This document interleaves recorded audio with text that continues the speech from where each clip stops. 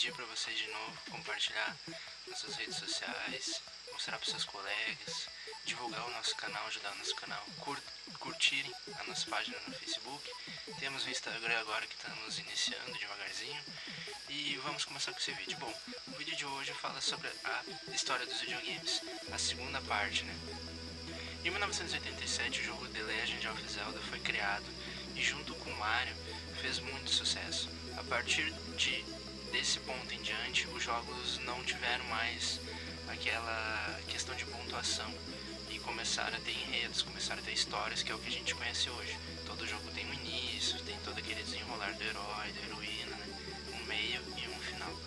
A SEGA foi fundada em 1940. A SEGA era uma produtora de jukebox, que são aquelas maquininhas de tocar música, né?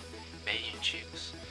E ela era o que ela produzia, né, naquela época no Japão. Em 1983 foi lançado o SG-1000.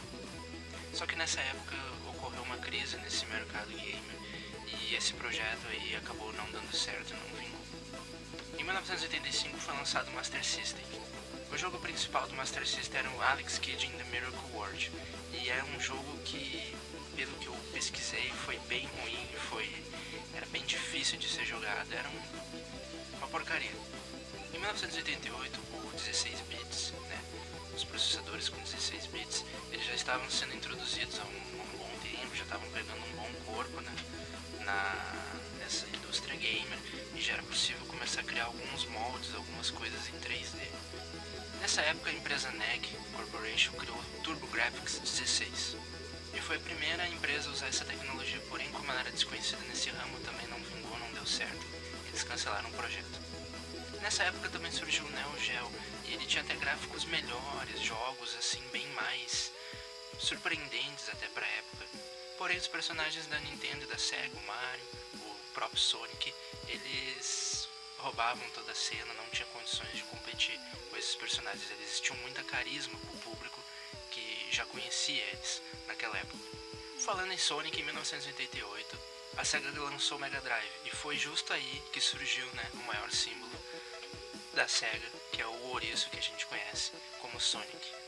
A SEGA criou esse personagem com o intuito de tentar competir com o Mario da Nintendo, que era um personagem que tinha grande destaque, todo mundo conhecia o Mario. Mario era um jogo de plataforma épico para aquela época. Era totalmente revolucionário o modo como o Mario mudou naquela época ali de 85, 88, 89, a questão dos videogames de um modo geral.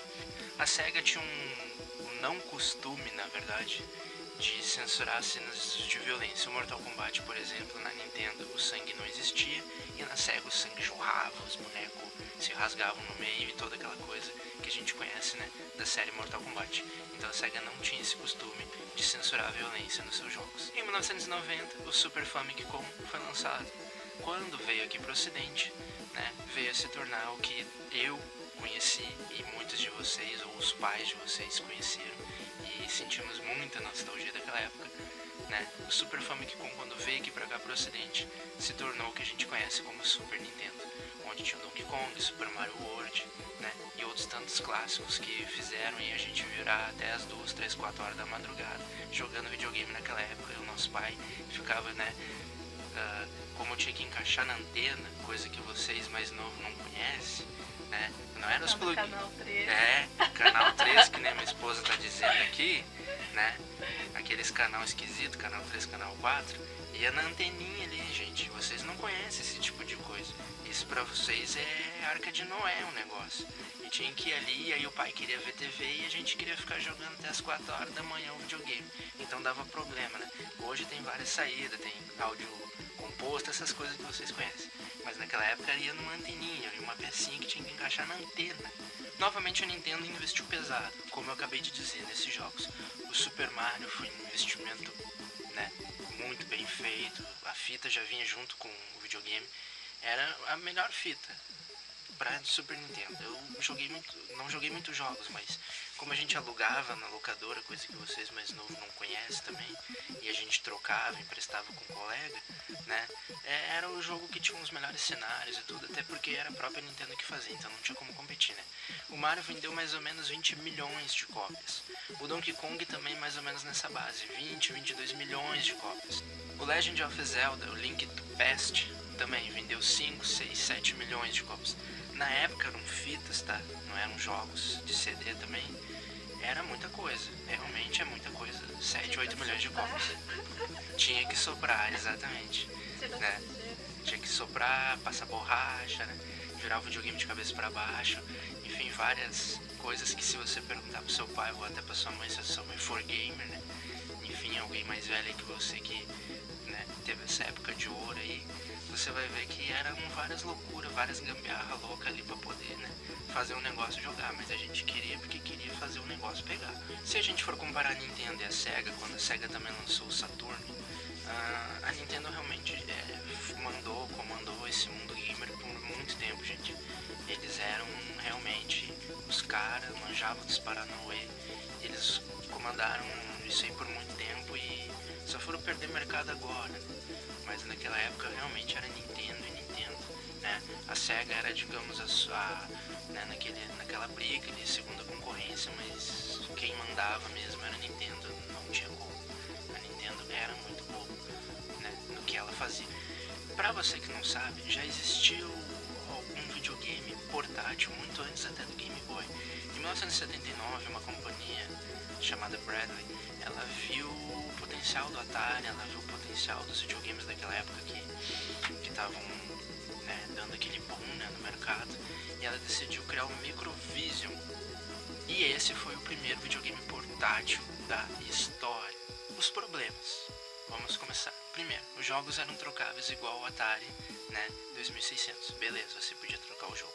O problema é que ele era muito grande, ele era quase um tijolo, né? A questão do jogo ali tinha que desencaixar uma parte da frente ali do aparelho. Ele era um trambolho. Ele não era assim, ele era portátil, mas não dava pra dizer que era portátil. É como se você carregasse, né, uma pedra, né, debaixo do braço ali. Era algo muito realmente grotesco, o design era feio, era horrível. Como houve uma crise em 1983, ele não durou muito, né, até porque o design, enfim, não era chamativo, né. Para aquela época até era revolucionário, mas não era chamativo. Então, com a crise, uma empresa, né, desconhecida assim, nesse ramo, não durou. Em 1980, a Nintendo produziu o Game Watch. Diferente do Microvision, cada aparelho tinha um jogo pré-instalado, ou seja, aí já dava problema, porque se você queria jogar um outro jogo, você tinha que fazer o quê?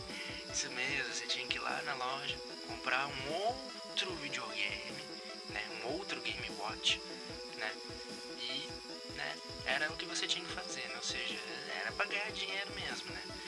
Então também não foi muito bem aceito, né? Porque era um absurdo você querer trocar um jogo e ter que comprar um aparelho porque ele vinha pré-instalado. Só em 1989 que o Game Boy veio aparecer. E aí realmente os portáteis começaram a ter esse destaque, né? Que legal, cara, um videogame portátil, não sei o que, posso levar pro colégio pra matar aula e tudo mais. Porque o seu pai não era diferente de você, ele fazia a mesma coisa, mas era com outros brinquedinhos na época, tá? Alguns jogos venderam até mais do que os próprios videogames caseiros, né? Eles conseguiam vender mais até do que os próprios consoles que estavam em casa lá, né? Na anteninha lá, que nem eu falei, né?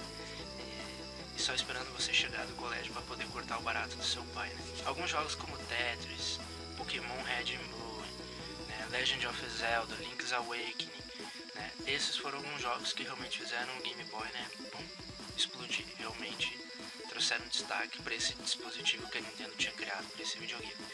E o que isso resultou? O terceiro console mais vendido da história dos videogames, com 118 milhões de cópias, mais ou menos. Foi o que o Game Boy conseguiu vender de unidades, então muita coisa. Para aquela época, então, era, né, a Nintendo entrou, né, em espasmo, né? A Nintendo soltou rojão o resto do ano todo. Era muita coisa vender 120 milhões de aparelhos, né, de Games Boys naquela época, antes de 1990. Muita coisa. Com o avanço da tecnologia, começou a surgir o 32 bits, o 64 bits e os CDs, né? começaram a entrar também no mundo gamer, então o cartucho foi sendo deixado de lado. O primeiro console a entrar nessa quinta geração foi o Amiga CD32. Ele foi lançado em 1983 e ficou conhecido como Spellbound, e foi lançado pela Commodore. Essa empresa era responsável pela criação, de softwares para computador, hardware para computador.